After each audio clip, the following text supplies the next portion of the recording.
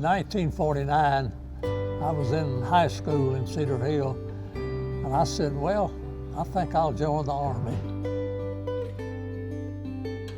So I joined the Army in 1949 and went to Fort Jackson, South Carolina for basic training. And meanwhile, in 1950, the Korean War broke out. The Russian-dominated North Koreans launched a full-scale drive on the capital of the South, Seoul, and the United States has already gone into action. So they come around and said they needed volunteers for that. I said, I think I'll volunteer and see some more of the world.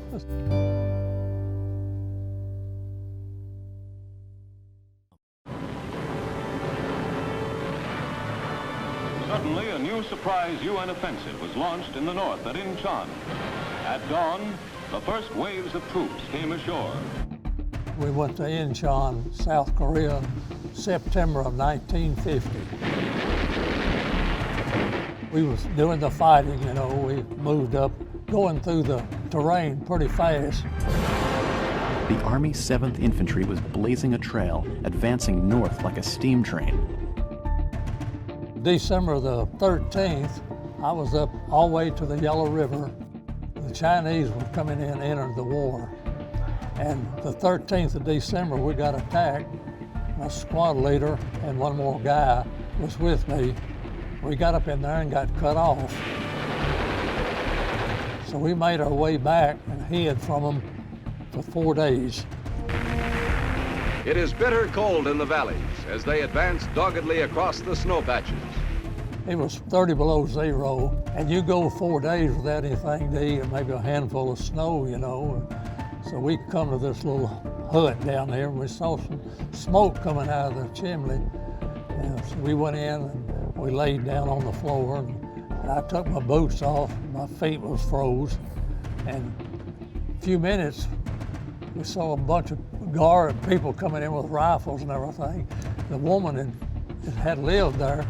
They went out and got the soldiers and brought us in, and that's where they got us captured, December the 17th, 1950. They got through interrogating us there for a little while. And anyway, they took us up on this little hill back here, tied our hands behind us and made us kneel down. And the guy walked up with a submachine gun, took the safety off and just fixing to lower the boom on us, you know.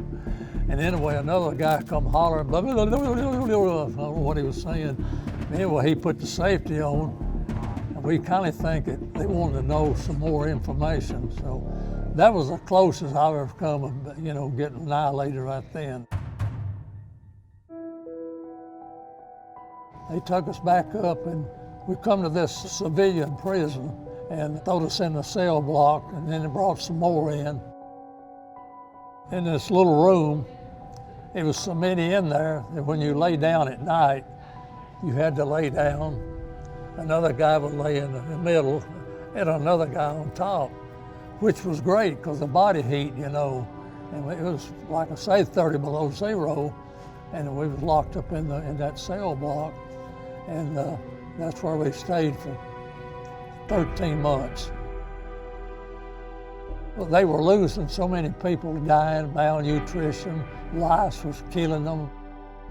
I went 13 months without a bath, change of clothes, or anything. Somebody had said, did you get some rice? I said, no, we didn't get anything that good. We just got stuff you feed the cattle, sorghum tops, millet, anything like that, cracked corn. You were hungry, you would eat anything, you know. But after 13 months, we moved up on the Yellow River where the Chinese had built some camps, and the treatment improved quite a bit, you know. You got out, and before the 13 months, you just laid in that cell block day after day, just, you know, laying there and picking the lice off each other and trying to stay alive, you know. There's a picture, I call it a propaganda picture, of me reading letters from home, and this was nothing more than a piece of paper that the Chinese had us to display. If you sat there and said, I can't eat this or I'm not going to do that, it wouldn't be too long, they would carry you out and dump you in the ocean, you know. And I had that to happen to several guys I know who just give up, you know. But with the grace of God, I come out of it all right. We have stopped the shooting. That means much to the fighting men and their families. In July 1953, a breakthrough. Chinese, North Korean, and American representatives sign an armistice agreement. They finally got the peace accord signed and we exchanged the prisoners. We got on a ship in Japan. We landed in San Francisco, and then we caught a plane from there and we landed in Nashville, and that's where all the pictures made at. Well, this is the pictures when I got off of the plane at the Nashville airport, come down, and these are my family welcomed me home after 33 months. And my little dog here, and my uncle, my father and mother and sister.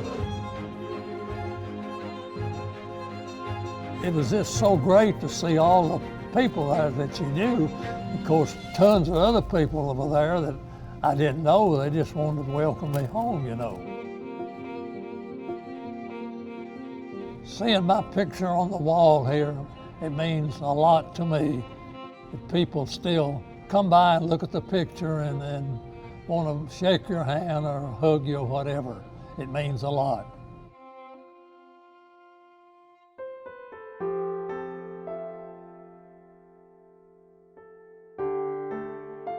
I was glad to serve my country. I didn't have bitter feelings about getting captured or nothing. But I think that is one thing every man, or maybe every lady, to have the privilege of serving their country. It's great to serve your country and your flag. I don't regret it one bit. I would volunteer again if I was called upon to serve my country.